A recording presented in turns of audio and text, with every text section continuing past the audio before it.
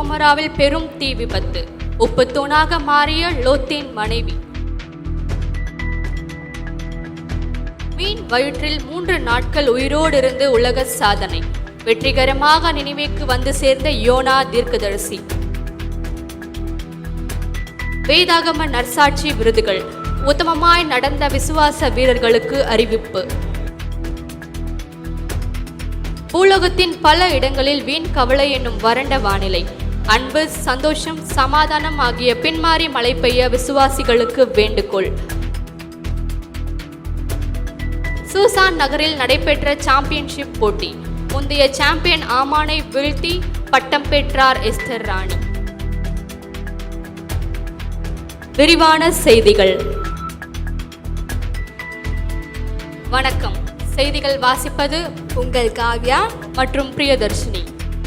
சோதோம் குமராவில் பயங்கர தீ விபத்து நடந்ததால் அந்த பட்டணங்கள் தீக்கரையாக்கப்பட்டன. அங்கு ஒருவரையும் உயிருடன் மீட்க முடியவில்லை. மேலும் விவரங்களுக்கு செய்தியாளர் ஸ்டெல்லா நம்முடன் தொடர்பில் உள்ளார். ஹலோ ஸ்டெல்லா, அங்கு நிலவரம் எப்படி காணப்படுகிறது?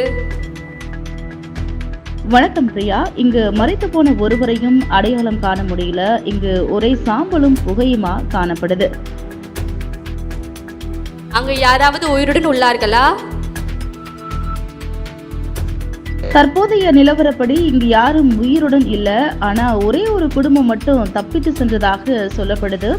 அவர்கள் இங்க இருந்து அருகில உள்ள சோவான்ல பாதுகாப்பா இருக்காங்க அப்படின்னு சொல்லப்படுது.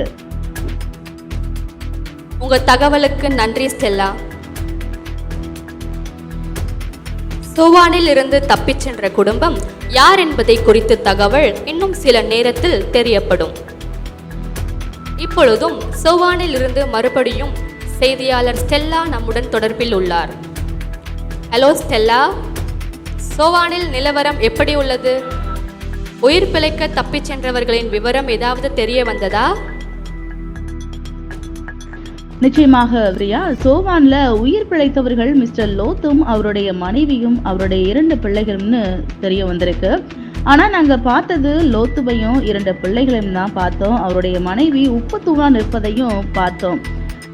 சோதோம் குமராவில் பாவம் பெருகினபடியால நாங்கள் இந்த பட்டணத்தை அழிக்க போறோம்னு 2 தேவதூதர்கள் எங்களின் கையை பிடிச்சு பட்டணத்திற்கு வெளியே கொண்டு போய் விட்டனர்.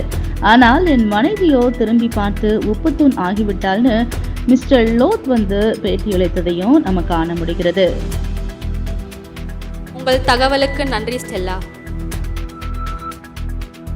யோபாவிலிருந்து தர்ஷிஷுக்கு போகிற ஒரு கப்பல் விபத்துக்குள்ளாக பார்த்தது. ஏனென்றால் கடலில் ஒரு பெருங்காற்றும் கொந்தளிப்பும் உண்டாயின. இதனால் மக்கள் கப்பல் உடைந்து போகும் என்று நினைத்தார்கள். இப்படி ஒரு சூழ்நிலையில் கப்பலில் இருந்த யோனா தன்னை யார் என்று அறிமுகப்படுத்தியுள்ளார். இதனால் தன்னை தூக்கி கடலில் எறியும்படி கூறினார் யோனா. யோனாவை கடலில் எறிந்தவுடன் பெரிய மீன் ஒன்று அவரை தூக்கி கொண்டு சென்றது. உடனே கடலில் அமைதியும் உண்டாயிற்று. கப்பலும் விபத்திலிருந்து தப்பிக்கப்பட்டது. யோனா 3 நாள் தாண்டி வெற்றிகரமாக நினிவே வந்தடைந்தார். அந்த 3 நாட்களும் மீனின் வயிற்றிலே யோனா துதித்துக் கொண்டிருப்பதாக பேட்டியளித்துள்ளார். விளம்பர இடைவேளைக்கு பிறகு செய்திகள் தொடரும்.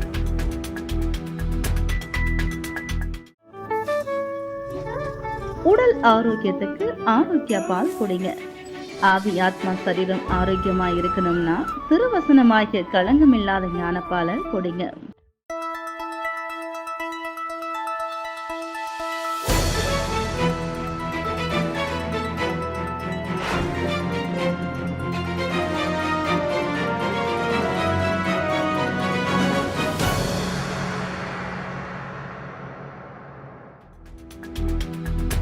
செய்திகள் தொடர்கிறது. வேதாகம நற்சாட்சி விருதுகள் அறிவிப்பு. வேதாகமத்தில் உத்தமமாய் வாழ்ந்து பல விசுவாச வீரர்களுக்கு விருதுகள் அறிவிக்கப்பட்டுள்ளன. அதன்படி தேவனுடைய சிநேகிதன் என்கிற உயரிய விருது விசுவாசிகளின் தகப்பன் ஆபிரகாமுக்கு வழங்கப்பட்டுள்ளது. என் வீட்டில் எங்கும் உண்மையுள்ளவன் என்கிற விருது மோசேக்கும், தேவனுக்கு பிரியமானவன் என்கிற விருது ஏனோக்குக்கும், உத்தம விருது யோபுவுக்கும், கபடற்ற இஸ்ரவேலன் விருது நாத்தான்வேலுக்கும், நற்குணசாலி விருது ரூத்துக்கும் வழங்கப்பட்டுள்ளது. வானிலை செய்திகள். இன்று பூலோகத்தின் பல இடங்களிலும் வீண் கவலை என்னும் வறண்ட வானிலை நிலவியது.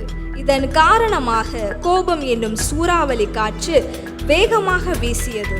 இதனால் பல ஆத்துமாக்களின் இருதயத்தில் துளிர்விட்டிருந்த அன்பு, சந்தோஷம், சமாதானம், பொறுமை போன்ற ஆவியின் குணங்கள் உதிர்ந்து போயின. ஆத்துமாக்களின் வறண்ட வானிலை மாறி பின்மாறி மழை பெய்ய வேண்டு கொள்ளுமாறு விசுவாசிகளை கேட்டுக்கொண்டனர். விளையாட்டு செய்திகள். சூசான் நகரில் நடைபெற்ற போட்டியில் முந்தைய சாம்பியனான ஆமானை வீழ்த்தி எஸ்தர் ராணி சாம்பியன்ஷிப் ஆனார். இதில் மொத்தம் 5 சுற்றுகள் உள்ளன. முதல் சுற்றில் விவேகம், பொறுமை எனும் காயினை நகர்த்தி பட்டம் பெற்ற முன்னிலை வகுத்தார். அடுத்து நடந்த 2 சுற்றுகளில் ஆமானின் பதவி உயர்வு சதி ஆலோசனைகளால் பின்னடைவு ஏற்பட்டது. பின்னர் நடந்த 2 சுற்றுகளிலும் உபவாசம், மன்றாட்டு ஜெபம் போன்றவைகளால் காயை நகர்த்தி ஆமானை வீழ்த்தி சாம்பியன் பட்டத்தை வென்றார். இந்த வெற்றியை குறித்து எஸ்தர் ராணி கூறும்போது, யெகோவா தேவனால் மட்டுமே அவர் வெற்றி சாத்தியமானது என்று தெரிவித்துள்ளார். இதை பற்றி கூறும்போது, பயிற்சியாளர் மொர்தெகாயின் ஆலோசனைகள் தக்க நேரத்தில் முடிவெடுக்க உதவியாக இருந்தது என்று குறிப்பிட்டுள்ளார். இன்று கோட்டூர்புரம் ஈசி சியோன் கோபுரத்தின் 47வது ஆலய ஆண்டு விழா கோலாகலமாக நடைபெற்று கொண்டிருக்கிறது. ஆலயத்தின் போதகர் ரெவரன் ஜான் டேவிட் சாமுவேல் அவர்கள் முன்னிலையில் அருட்திரு வில்லியம்ஸ் வெல்லவெட்டான் அவர்கள் தலைமையில் நடைபெற்று கொண்டிருக்கிறது. ஆலயத்தின் சிறு காணொளியை பார்ப்போம்.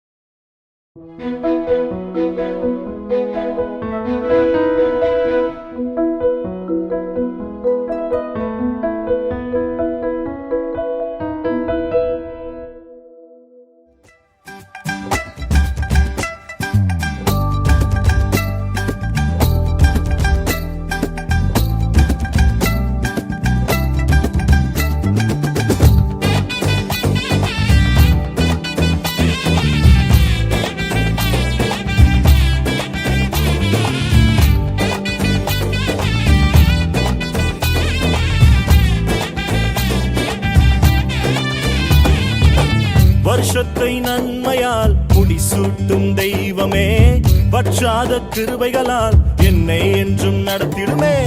வருஷத்தை நன்மையால் முடிசூட்டும் தெய்வமே, வற்றாத கிருபைகளால் என்னை என்றும் நடத்திடுமே. தடைபட்ட நன்மைகள் இந்த ஆண்டு நடந்திடுமே. அடைக்கப்பட்ட கதவுகள் எல்லாம் இந்த ஆண்டு திறந்திடுமே. தடைபட்ட நன்மைகள் இந்த ஆண்டு நடந்திடுமே. அடைக்கப்பட்ட கதவுகள் எல்லாம் இந்த ஆண்டு திறந்திடுமே. மகிமை மேல் மகிமை என்னை மறுரூபமாக்கும் மகிமை, மகிமை மேல் மகிமை என்னை மறுரூபமாக்கும் மகிமை. எந்தன் வாழ்வை மாற்றிடும் மாறாத உந்தன் மகிமை, எந்தன் வாழ்வை மாற்றிடும் மாறாத உந்தன் மகிமை. மகிமை மேல் மகிமை என்னை மறுரூபமாக்கும் மகிமை, மகிமை மேல் மகிமை என்னை மறுரூபமாக்கும் மகிமை. எந்தன் வாழ்வை மாற்றிடும் மாறாத உந்தன் மகிமை, எந்தன் வாழ்வை மாற்றிடும் மாறாத உந்தன் மகிமை.